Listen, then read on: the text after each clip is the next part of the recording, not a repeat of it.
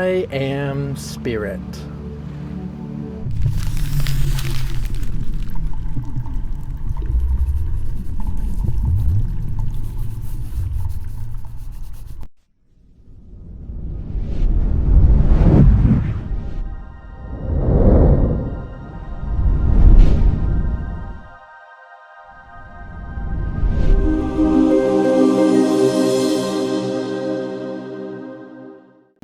So the biggest thing about this lesson and what this is about is to replace the idea that I am a body.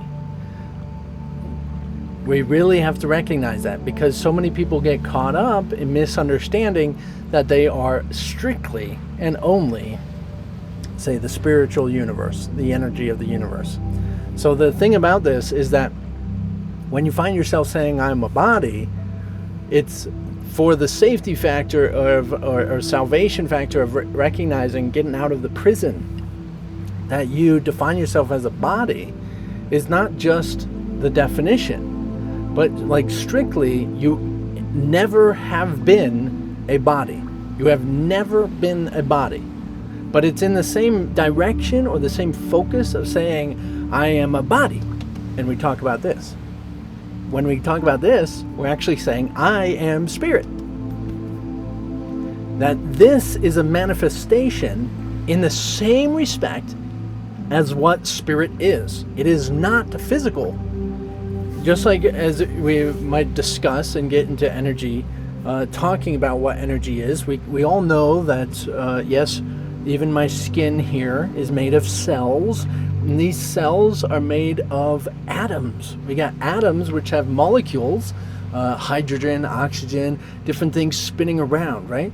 Now those, as far as it goes into theoretical ideas of what the molecules are developed and made by, some say waves, some say lines, some say lines and waves, some say trippity goopily glop, some say God particles, some say clouds, some say, it makes absolutely no difference to what we say it is, for what that is spirit. Now I would tell you that it is the manifestation of light and sound, and that's the movement and illumination or emanation of energy.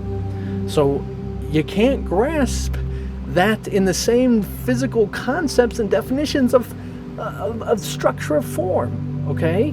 So don't worry about it too much, especially at this point. But in this sense of recognizing that that means I don't have cells. I don't have skin that has cells. I don't have cells that have atoms.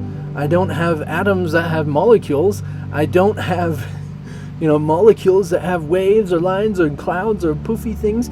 I don't have any of this. It is still the same essence in which it is, even though it looks with the eyes in which it has made of the same source, same cellular structure and atoms, and the ears that it uses in the same cellular structure and atoms, and the same skin that it feels with, and all of these sensory perceptions that quite literally are made to see bodies, made to adjust. We're looking at the energy, but the energy made eyes to see not to see energy, to see bodies, because that is what we think we are. That's the idea of separation.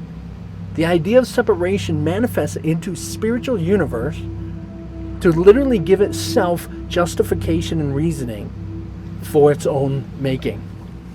So now where do babies come from? Well, they don't come from a womb. They don't come from a sperm and an egg. None of that. You have never once in an instant ever been a body, ever at all, and you never will be. You are spirit. Now, of course, what you are before the spiritual universe ever came into play is that consciousness of Christ.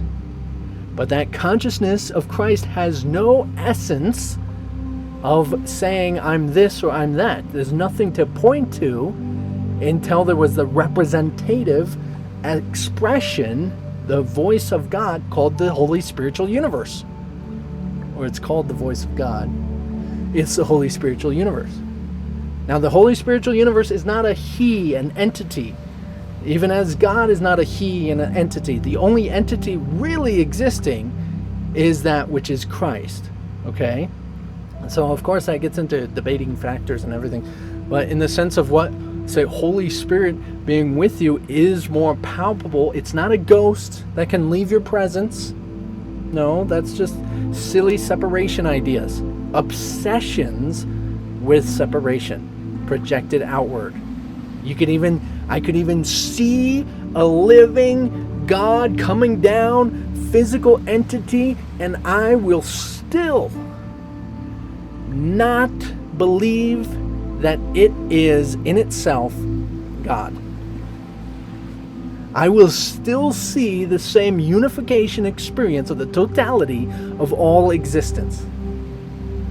So of course, yes, like I might be more dominating than a dog. I might be stronger than, I was going to say a cow, but I'm probably not stronger than a cow. But there's these physical representations that some might be more powerful than others.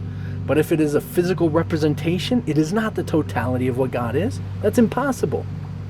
You can't be the totality of all existence, of all possibilities, and be separate at the same time.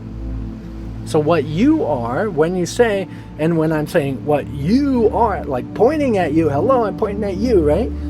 I never pointed at a body. You are spirit. This is still spirit. All of this is spirit. There's nothing that is physical here whatsoever. And that's what this is really getting to, even as construed as this lesson and many other lessons get to. Well, not lessons, but so much as we use the words to interpret and to justify our own belief systems, we don't always recognize that this is what it's saying. It's saying never at an instant, which it does say more so in different lessons, have you ever been a body? And there's times in which you can forget that you have a body, forget that you are a body. And it is when, in those instances, in those holy instants, that you actually recall and realize what you really are. So, of course, yes, it's a little confusing, you're going to be figuring it all out, trying to play your mind around it and everything. But even just try to feel. This is not a body I'm feeling, and I'm not feeling with a body. I teach courses on this, otherwise I really get in depth into every sensory perception in my Evoking Spirit course series, as well as the Energy Immersion course series. It does in a whole different fashion, but they are very powerful things if you want to get more into recognizing the energy, the spiritual universe. But as far as this course, yes, doing this course properly will also get you to experiencing the spiritual universe. A lot of people do this course improperly and never get to the experience. But that's okay. That's okay.